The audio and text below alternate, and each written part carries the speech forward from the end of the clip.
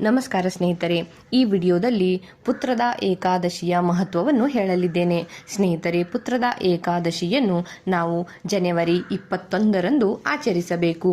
ಈ ದಿನ ಶ್ರೀ ವಿಷ್ಣುವಿನ ಆರಾಧನೆಗೆ ಮೀಸಲಾದ ದಿನವಾಗಿದೆ. ಸ್ನೇಹಿತರೆ, ಪುತ್ರದ ಏಕಾದಶಿಯ ವಿಶೇಷತೆ ಎಂದರೆ ಇದನ್ನು ವಿವಾಹಿತ ಮಹಿಳೆಯರು ಆಚರಿಸುತ್ತಾರೆ. ಸಂತಾನ ಭಾಗ್ಯವನ್ನು ಕರುಣಿಸುವಂತೆ ಕೋರಿ ಈ ವ್ರತವನ್ನು ಆಚರಿಸಲಾಗುತ್ತದೆ. ಸ್ನೇಹಿತರೆ, ನಮ್ಮ ಹಿಂದೂ ಧರ್ಮದ ನಂಬಿಕೆಯ ಪ್ರಕಾರ ಯಾರು ಈ ವ್ರತವನ್ನು ಆಚರಿಸುತ್ತಾರೋ ಅವರಿಗೆ ಶ್ರೀ ವಿಷ್ಣು ಸಕಲ ಐಶ್ವರ್ಯ, ಸಂತೋಷ, ನೆಮ್ಮದಿ ನೀಡಿ ಆಶೀರ್ವಾದವನ್ನು ನೀಡುತ್ತಾರೆ ಎಂದು ನಂಬಲಾಗಿದೆ. ಹಾಗಾದರೆ ಈ ಪೌಷಪುತ್ರದ ಏಕಾದಶಿಯ ನಿಯಮವನ್ನು ನಾವು ಯಾವ ರೀತಿಯಾಗಿ ಪಾಲಿಸಬೇಕು ಎಂಬುದನ್ನು ನೋಡಿ.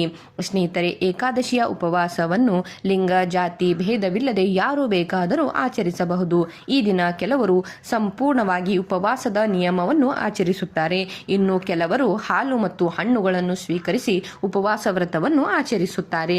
ಸ್ನೇಹಿತರೆ, ಪುತ್ರದ ಏಕಾದಶಿಯ ದಿನ ನಾವು ಯಾವ ರೀತಿಯಾಗಿ ಪೂಜೆಯನ್ನು ಮಾಡಬೇಕು ಎಂಬುದನ್ನು ನೋಡಿ.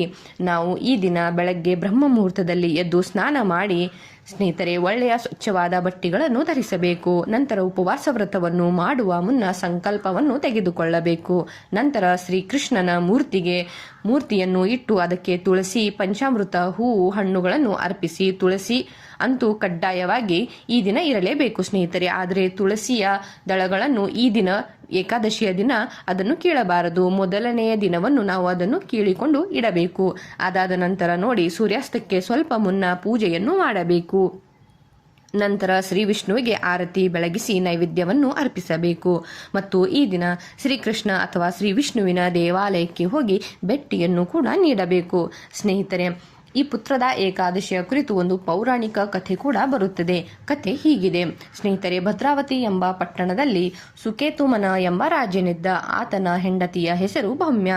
ಈ ದಂಪತಿಗಳಿಗೆ ಮಕ್ಕಳಿರಲಿಲ್ಲ. ಅವರಿಗೆ ಮಕ್ಕಳಿಲ್ಲದ ಕಾರಣ ತುಂಬ ದುಃಖದಲ್ಲಿರುತ್ತಾರೆ. ಅನೇಕ ವ್ರತಗಳನ್ನು ಮಾಡುತ್ತಾರೆ, ಆದರೂ ಮಕ್ಕಳಾಗುವುದಿಲ್ಲ. ಇದರಿಂದ ಬೇಸರವಾದ ಅವರು ಎಲ್ಲ ಸಂಪತ್ತಿಯನ್ನು ಬಿಟ್ಟು ಕಾಡಿನ ಕಡೆಗೆ ಹೋಗುತ್ತಾರೆ. ಅಲ್ಲಿ ಒಂದು ಆಶ್ರಮ ಅವರಿಗೆ ಕಾಡುತ್ತದೆ. ಅಲ್ಲಿರುವ ಋಷಿ ಮುನಿಗಳಿಗೆ ನಮಸ್ಕರಿಸುತ್ತಾರೆ ಮತ್ತು ಅವರು ದಂಪತಿಗಳ ದುಃಖಕ್ಕೆ ಕಾರಣ ಏನು ಎಂದು ಕೇಳಿದಾಗ ಅವರು ತಮ್ಮ ಈ ಒಂದು ಕಾರಣವನ್ನು ಹೇಳುತ್ತಾರೆ. ಆವಾಗ ಋಷಿ ಮುನಿಗಳು ಅವರಿಗೆ ಪುತ್ರದ ಏಕಾದಶಿಯ ಬಗ್ಗೆ ಸಂಪೂರ್ಣ ಮಾಹಿತಿಯನ್ನು ನೀಡುತ್ತಾರೆ. ಅದರಂತೆ ರಾಜ ಮತ್ತು ರಾಣಿ ಇಬ್ಬರು ಪುತ್ರದ ಏಕಾದಶಿ ವ್ರತವನ್ನು ಆಚರಿಸುತ್ತಾರೆ ಮತ್ತು ಈ ದಿನ ಅವರು ವ್ರತಕಥೆಯನ್ನು ಓದಿ ಶ್ರೀ ವಿಷ್ಣು ಸಹಸ್ರನಾಮವನ್ನು ಕೂಡ ಅದರಂತೆ ಈ ವ್ರತವನ್ನು ಪಾಲಿಸಿದ ಮೇಲೆ ದಂಪತಿಗೆ ಸಂತಾನ ಭಾಗ್ಯ ದೊರೆಯುತ್ತದೆ. ಆದ್ದರಿಂದ ಮಕ್ಕಳಿಲ್ಲದವರು ಈ ವ್ರತವನ್ನು ಪಾಲಿಸಿದರೆ ಮಕ್ಕಳಾಗುತ್ತವೆ ಎನ್ನುವಂತಹ ನಂಬಿಕೆ ಇದೆ.